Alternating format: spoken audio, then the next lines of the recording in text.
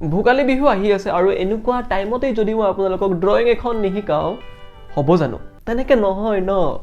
আৰু guys welcome back to my channel video' start কৰা আগতে আপোনালোক সকলোকে মোৰ তৰফৰ পৰা ভোগালী বিহুৰ আন্তৰিক শুভেচ্ছা জ্ঞাপন কৰিলোঁ আজি ইয়াতে আপোনালোকক দেখাম কেনেকৈ মাঘ বিহুৰ ছবি এখন বহুত সহজে আৰু বহুত ধুনীয়াকৈ কেনেকৈ আঁকিব পাৰি তো লাৰু পিঠা চাদৰ পিনে আপুনি লৈ লওক আৰু বলক ড্ৰয়িংটো আমি ষ্টাৰ্ট কৰোঁ প্ৰথমতে আমি ইয়াতে এখন A4 সাইজ পেপাৰ ইউজ কৰিম আপুনি যিকোনো ইচ্ছা আপুনি যি সাইজৰ পেপাৰ লৈ আপুনি ইউজ কৰিব পাৰে তাৰ পিছত ইয়াতে আমি কি কৰিম এটা ৰাফ স্কেচ আমি প্ৰথমতে বনাই লম আমাৰ যোনটো কম্পোজিশন আছে সেইটো আমি প্ৰথমতে ইয়াতে আমি প্লেসমেন্টটো কৰি লম কোড কেনেকৈ কি হ'ব আমি প্ৰথমতে এইটো আইডিয়াটো লগাই পিনে ইয়াতে বনাই লম ইয়াতে মই একদম ৰাফলি বনাইছো এজন মা আছে আৰু এজন সাইডত তেওঁৰ জিয়ৰী আছে মেজিৰ কাষত তো একদম ৰাফলি আমি এটা স্কেচ ইয়াতে বনাই লম এইটো হৈছে আমাৰ এটা কম্পোজিশন প্ৰথমতে কি আমি এটা কম্পোজিশনটো আমি প্ৰথমতে বনাই লম কোড কেনেকৈ কি হ'ব ঠিক আছে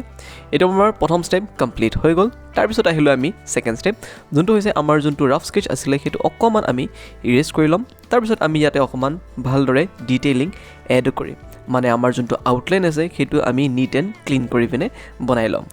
বহুতে কি কৰে একদম প্ৰথমতে একো ৰাফ স্কেচ নকৰাকে ডাইৰেক্টলি আউটলাইনটো বনায় শেষত কি হয় আমাৰ যোনটো কম্পোজিশন থাকে সেইটো পাৰফেক্ট নহয়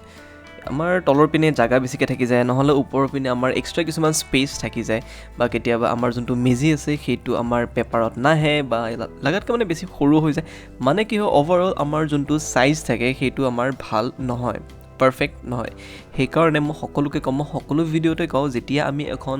স্কেচ বনাবলৈ যাওঁ আমি প্ৰথমতে কি কৰিম একদম ৰাফলি আমাৰ যোনটো কম্পোজিশন আছে সেইটো আমি বনাই ল'ম